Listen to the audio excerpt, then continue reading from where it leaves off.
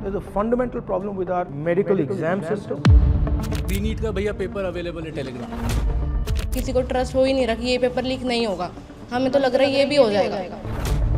कोई ऐसी बात नहीं है जो गारंटी कर रही है कि नहीं होगा। लास्ट मिनट पे हो जाएगा, फिर से वो तमाशा शुरू हो जाएगा। कोटा में तो सर हर दूसरे दिन सुसाइड हैं। कोचिंग सेंटर हैं, वो दबा देते हैं बात को, फिर उनके कैरेक्टर को जज किया जाता है कि बच्चे ने नशे की वजह से जो है सुसाइड किया है।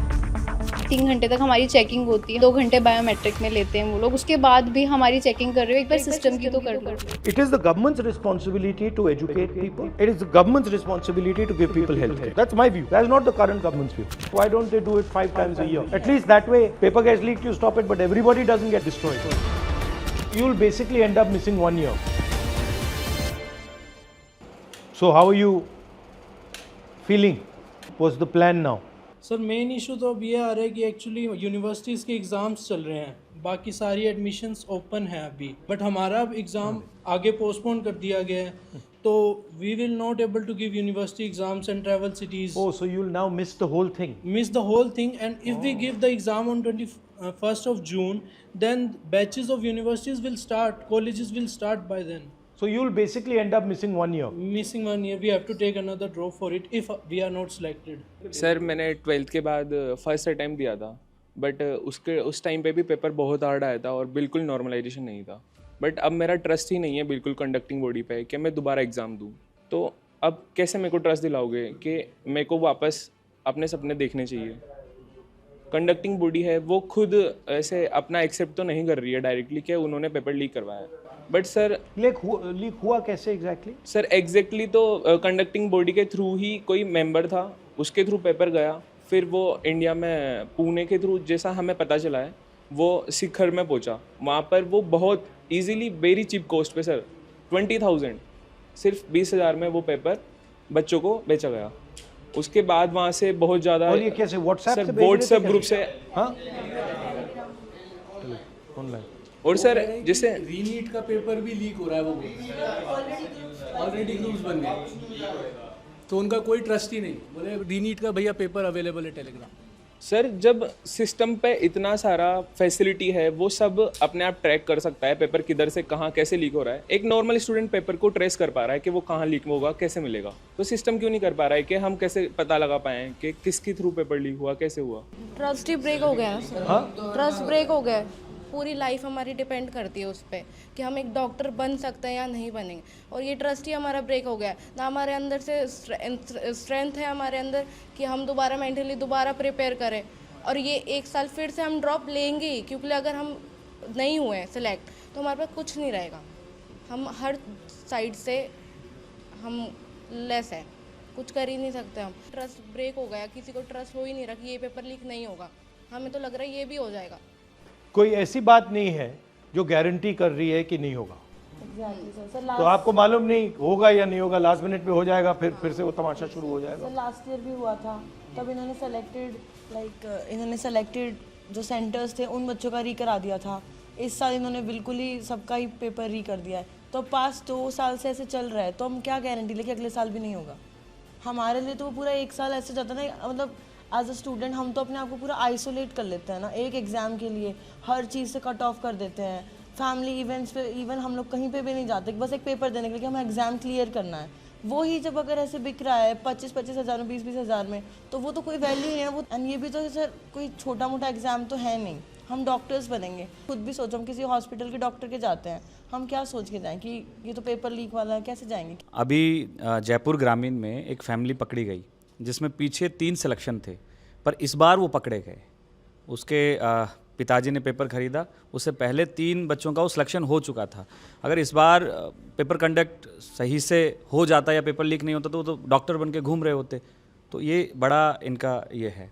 तो और कोटा में तो सर हर दूसरे दिन सुसाइड हैं, और ऐसी स्थिति बन गई कि कोटा वाले जो कोचिंग सेंटर हैं वो दबा देते हैं बात को, थाने से लेके और सब कुछ, फिर उनके कैरेक्टर को जज किया जाता है कि बच्चे ने नशे की वजह से जो है सुसाइड किया है, या फिर कोई उनका लव अफेयर की वजह से सुसाइड किया है। जो एक्चुअल बात होती है वो आती नहीं है, और ये सीकर में भी होने लगा है और कोटा में भी होने लगा है। लगभग यही नाम दिया जा रहा है। इतना ज़्यादा पॉलिटिकल प्रेशर है सरकार का वहाँ पे कि अगर थोड़ा सा भी मीडिया में आ गया तो बस पहुँच जाते हैं, डरा रहे हैं। हाँ बट दबाने से रिजॉल्व नहीं होगा ना, आप दबाते जाओ रिजॉल्व नहीं होगा, आपको रिजॉल्व करना है। सर जैसे टोटल मार्क्स 720 होते हैं, बट ये सारे एस्पिरेंट बैठे हैं, इनको पूछो कि अगर किसी की मैक्सिमम सारा सिलेबस आता है ना तो 500 प्लस वो चला जाता है। 500 से लेके सिलेक्शन तक सर उतना ही रहता है कि अपना एग्ज़ाम कैसे गया 3 घंटे, उस टाइम वाला वो मेन होता है सिलेक्शन में, कि अगर आपको सारा सिलेबस चाहे आता है, वो अगर 3 घंटे में अगर कुछ भी आपका ख़राब हो गया, टाइम वेस्ट हो गया या ध्यान नहीं लगा तो वो ज़ीरो हो जाता है। तो रीनीट देना मतलब सर एग्ज़ाम वापस नहीं है, तो पूरा सिलेक्शन प्रोसेस ही वापस हो गया। And so mainly we are coming from a middle class family, and if we are talking about girls, तो उसमें इतनी फ्रीडम नहीं मिलती है हम लड़कियों को, लाइक कि इतने साल तक तुम बार बार रिपीट ड्रॉप करते रहो, वापस पढ़ते रहो, और उसके बाद अगर पेरेंट्स हमें पढ़ने भी देते हैं तो like we need money for institutes and all, जिसमें बहुत हाई लेवल के उन्होंने दे रखे हैं। जितने भी इंस्टीट्यूट्स हैं उनकी फ़ीस इतनी ज़्यादा हाई है, लाइक इन लैक्स, तो वो लोग हर कोई कैसे अफोर्ड करेगा। और सेकंड थिंग कि हमें ये चीज़ मिल भी जाती है तो सेफ्टी नहीं होती, और उसके बाद अब हम वहाँ जाकर 3 घंटे पहले एग्ज़ाम के पहले खड़े हो जाते हैं, और उसके बाद 3 घंटे तक हमारी चेकिंग होती है, हमारा सब होता है, 2 घंटे बायोमेट्रिक में लेते हैं वो लोग, उसके बाद भी हमारी चेकिंग कर रहे हो, एक बार सिस्टम की तो कर लो। आप डॉक्टर क्यों बनना चाहते हैं? मेरी ग्रैंड मदर हार्ट अटैक से डेथ हो गई उनकी लास्ट ईयर, तो मेरा ड्रीम ये है कि मैं अगर डॉक्टर बनती हूँ तो जहाँ जो लोग हॉस्पिटल्स प्रोवाइड नहीं कर पा रहे हैं, जहाँ डॉक्टर्स नहीं हैं, मैं वहाँ जाकर उनकी हेल्प कर सकूँ। तो मेरा ड्रीम ये है बस, like not for just for money but for like faith and like उनको ये तो हो दैट कि हाँ कोई प्रेजेंट बचा है, सकता है। कोई बचा सकता है, कोई प्रेजेंट है उस जगह पर। Cardiologist because purely because of your grandmother. या बिकॉज ऑफ हर। बट आपने बड़ी अच्छी बात बोली कि आप ये पैसे के लिए नहीं करना चाहते हो, आप फेथ के लिए करना चाहते हो। तो आप यहाँ आए हो because your faith in NEET is broken, but in आपके प्रोफेशन में तो faith is the main thing, कि जो आपको जिसका आप इलाज कर रहे हो उसको लगे कि आप उसकी जान बचाने की कोशिश कर रहे हो, ऑनेस्टली जान बचाने की कोशिश कर रहे हो। बट वो तो पूरा मतलब बिजनेस सा बन गया है। और आपका भी जो चल रहा है, फ्रैंकली आपने मुझे बोला कि tuition fees, this is not, tuition fees is not your responsibility. It is our parents' responsibility. No, but actually the education system should not require you to have tuition. Actually the system should be strong enough that you don't require tuition at home, all this stuff. But that system has completely become essentially a business. So the whole pura idea है कि भाई it's पैसा just निकालो. like a business. So it's no, government can't do it. It is government has decided that it wants to hand this over to somebody else. This, in my view, it is the government's responsibility to educate people. It is the government's responsibility to give people health care. That's my view. That is not the current government's view. And sir अगर private colleges में लेते हैं तो like it's like everyone can not afford, right. 2.5 CR है 5 साल की वहाँ की फीस, तो इतना तो कौन अफोर्ड कर सकता है? Only the rich people can afford that. Private coaching में सर एक फिक्स्ड प्राइस रहना चाहिए, मतलब वो स्टडीज़ का। जैसे अभी सर एलन वगैरह में बहुत सारे में 140 फीस है, किसी की 130 है, तो मतलब एक फिक्स नहीं है, और ये सबके लिए कोई अफोर्ड कर नहीं सकता। बहुत सी बार बहुत सौ को लोन लेना पड़ता है पढ़ाने के लिए, वो सबसे बड़ा इशू है। There are certain people who are controlling the medical colleges. There are certain people who are controlling the exam system. These guys are friends with each other. There's huge money. This is a method to suck money out of you people. This is not a system to educate you about medicine. This is a system to suck money out of you people. You people, your parents are in the middle class. It is the way to take their money away from them and give you a dream that yes, you will become a doctor. That's the system. The problem is with the system, and the reason is because of what you're saying, that it has become only about money. It is not about caring for people. It is not about compassion. It is not for treating people. Like for example, she's got a very beautiful sentiment.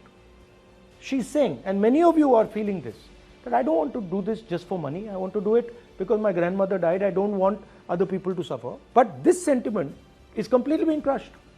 There is a fundamental problem with our medical system. There is a fundamental problem with our medical exam system, and it's not going to be fixed by small maneuvers. It's going to be fixed. It's got to be fixed once and for all properly.